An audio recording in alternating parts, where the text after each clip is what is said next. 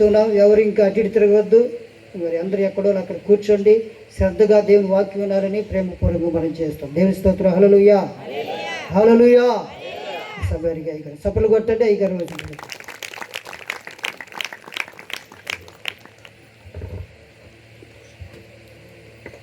దేవుని పరిశుద్ధ నామమునకు మహిమ కలుగునుగాక. అందరూ ఒకసారి గట్టిగా రెండు చేతులు ఎత్తి రెండు చేతులు పైకెత్తుదాం. వాళ్ళు ఎవరు వెళ్ళిరాయా అంటున్నారు. ఎక్కడికి వెళ్ళిరాయా? హల్లెలూయా. దేవుని స్తోత్రం. చెప్పండి గట్టిగా. హల్లెలూయా, హల్లెలూయా, హల్లెలూయా. మంచిది. దేవుని పిల్లారా, ఈ రాత్రికాల సమయంలో మీ ప్రాంతానికి రావడానికి దైవదాసులు మోషే పాస్టర్ గారు ఈ కూడికలో చివరి వర్తమానాన్ని అందించడానికి నన్ను ప్రేమతో ఆహ్వానించిన దైవదాసులకు, అలాగే యేసు ప్రేమ మినిస్ట్రీ ప్రారంభించిన వారి బృందం అంతటికి, నాకంటే అనుభవశాలులు చాలామంది వేదిక మీద ఉన్నారు, వారందరికీ హృదయపూర్వకమైనటువంటి వందనాలు. ఇప్పటి వరకు చక్కగా ఈ ప్రోగ్రాం అంతటిని నడిపించినటువంటి సలోమాన్ మహారాజు గారికి హృదయపూర్వకమైన వందనాలు. ఎందుకంటే అన్న దగ్గర కొంత స్వేచ్ఛ ఉంది కాబట్టి నేను తను కలిసి బైబిల్ ట్రైనింగ్లో 2 సంవత్సరాలు కలిసి మేము చదువుకోవడానికి ప్రభు అవకాశం ఇచ్చారు. ఆ స్వేచ్ఛతో అలా పలికాను. ఈ వైపున కూర్చున్న, అలాగే దూరాన సమీపాన కూర్చున్న ఈ ఐవారిపల్లి కానివ్వండి, లేక ఆయా ప్రాంతాల సంఘాల నుంచి వచ్చినటువంటి మీ అందరికి కూడా హృదయపూర్వకమైనటువంటి వందనాలు తెలియజేస్తూ ఉన్నాను. నేను 6 గంటలకే ఇక్కడికి వచ్చాను. 7:15 పాటలు ప్రారంభించారు. అయ్యారు అంతేనా? అంటే 9:20 వరకు. అంటే ఎన్ని గంటల పాటలు కొనసాగాయి? 2:10 దాదాపుగా. అంటే ఇప్పుడు నేను ఎన్ని గంటల వాక్యం చెప్పాలో చెప్పలేదు అధ్యక్షుల వారు.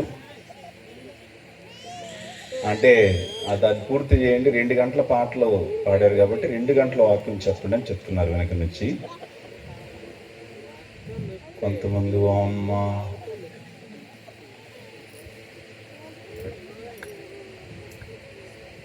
9:35 అయింది. ఓ 10 నిమిషాలు వాక్యం చెప్పేదా?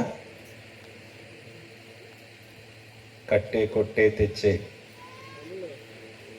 నేను వచ్చినప్పుడు ఫాస్ట్గా తెలియజేస్తూ ఉన్నారు.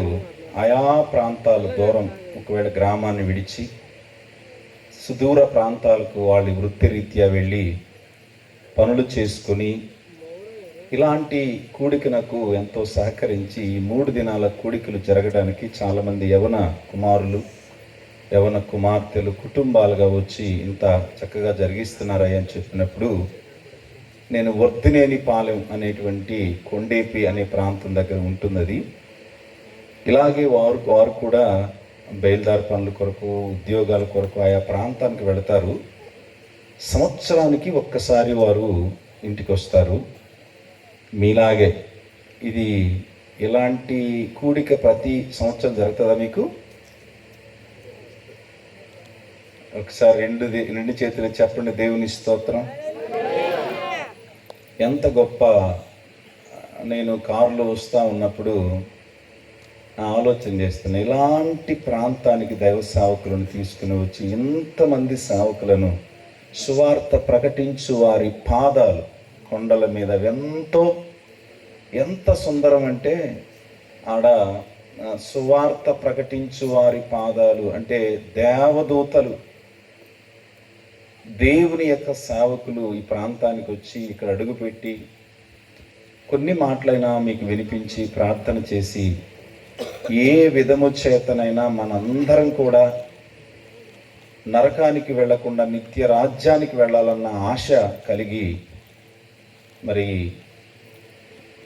యవన కాలంలోనే ప్రభు యొక్క కాడిని ఎత్తుకొని చక్కగా కందుకూరులో పరిచర్య చేస్తూ అంత దూరం నుండి ప్రతి రాత్రి ప్రతి ఆదివారం వస్తున్నాను అన్నయ్య అని చెప్పారు. ఎంత గొప్ప ఆశీర్వాదం, ఎంత గొప్ప ఆశీర్వాదం. అందుకని యేసు విమోచన, ఎంతమంది విమోచించబడ్డారో అని మీరు లెక్క తీసుకుంటే ఒక 12 మంది ఈరోజు బ్యాప్టిజం తీసుకున్నారని విన్నాను. సో మాత్రమే కాదు, ఈ రాత్రి చివరి కూడిక ఇది. గమనించండి, ఈ కూడిక చివరిదే అయి ఉండొచ్చు, కానీ లేక ఈ రాత్రే మనకి చివరి రాత్రేమో, అది కూడా గమనించండి. ఎందుకంటే రేపు నీది కాదు అని దేవుని వాక్యం తెలియజేస్తూ ఉంది. రేపు నీది ఎవరైనా చెప్పగలమా? నేను ఇక్కడి నుంచి కారులో నేరుగా క్షేమంగా ఇంటికి వెళ్తానన్నా ధైర్యంగా నిలబడి వాక్యం చెప్పిన నాకు తెలుసా? కనుక ఒకవేళ ఇంత ధనాన్ని మీరు ఖర్చు చేశారు, గుడ్. దేవుని పరిచర్యకు మనం ఎంత ఖర్చు పెట్టినా, ఇంత ప్రయాసపడి పరిచర్య చేశారు, గుడ్. కానీ ఇదంతా కూడా కేవలం మన ఆత్మ రక్షణలోనికి రావడం, ఇది ఒక్కటే ప్రధానమైనటువంటి విషయం. ఎంత పెద్దగా మేము పాటలు పాడామో చూడండి, ఎంత ధనాన్ని ఖర్చు చేసి ఎంత మంచి భోజనాలు తిన్నారో చూడండి, ఎంతమంది సేవకులు వచ్చారో చూడండి అని ఎన్ని డ్రోన్లు మొత్తం తిరిగి ఎన్ని వీడియోస్ వచ్చాయో చూడండి. దేవుడు దీన్ని అంటాడు, మనుష్యులు దేనిని ఘనముగా ఎంచుతారో దేవుడు దాన్ని ఎలా ఎంచుతాడంట? నీచముగా ఎంచుతాడు. ఒకవేళ గొప్పలు చెప్పుకొని సంకలు జరుచుకొని ఎంత గొప్పగా జరిగిందని కానీ అనుకుంటే, ఒకవేళ ఆయన యొక్క వాక్యము నీ హృదయాన్ని కానీ తాకకపోతే, నీ జీవితాన్ని నూతనపరచకపోతే, నీకు పాప క్షమాపణ కలగకపోతే, యేసు రక్తములోనూ కడగబడి మారు మనసు పొంది బ్యాప్టిజం పొందకపోతే, ఆయన సంఘములో చేరి ఆయన వాక్య క్రమానికి నువ్వు లోబడకపోతే, ఇవన్నీ కూడా బూడిదలో పోసిన పన్నీరే. కనుక దేవుని బిడలారా, ఈ ప్రయాసకు ఫలం వస్తుందని మేము నమ్ముతున్నాం. అది మా ఆశ, సేవకులుగా మా నిరీక్షణ. ఆ నిరీక్షణతో మీకు వర్తమానాన్ని గత 3 దినాలుగా చక్కగా మరి సేవకులు ఒక్కొక్కరు మీకు వాక్యాన్ని అందించారు. ఈ చివరి రాత్రి కూడా కొద్ది నిమిషాలు దేవుని యొక్క వాక్యములోనికి వెళ్ళి కాస్తంత శ్రద్ధగా వాక్యాన్ని విని మనం దీవించబడదాం.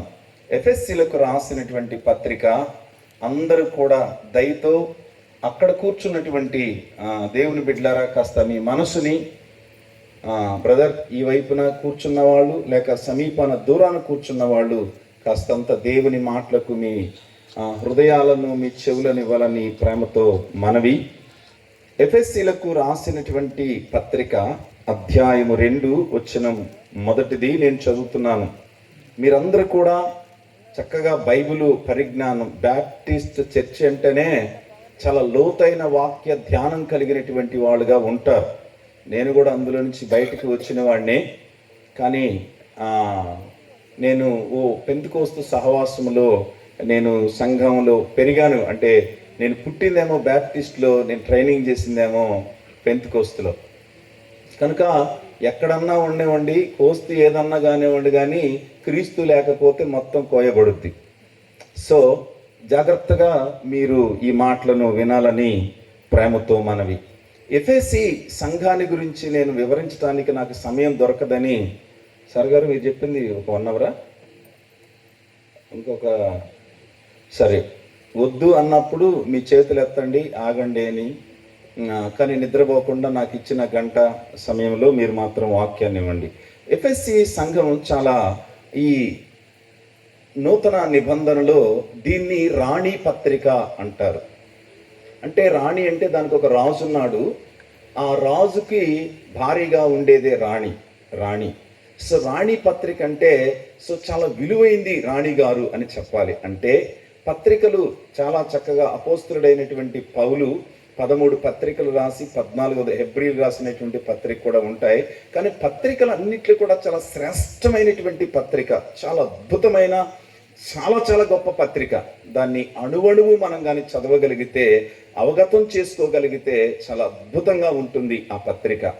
అయితే ఎఫెసీ సంఘముతో అపోస్తులుడైనటువంటి పౌలు రాస్తూ 2వ అధ్యాయము 1వ వచనంలో ఆయన చెప్పిన మాట ఏంటంటే, చూడండి, మీ అపరాధముల చేతను పాపముల చేతను మీరు చచ్చిన వారై ఉండగా ఆయన మిమ్మును క్రీస్తుతో కూడా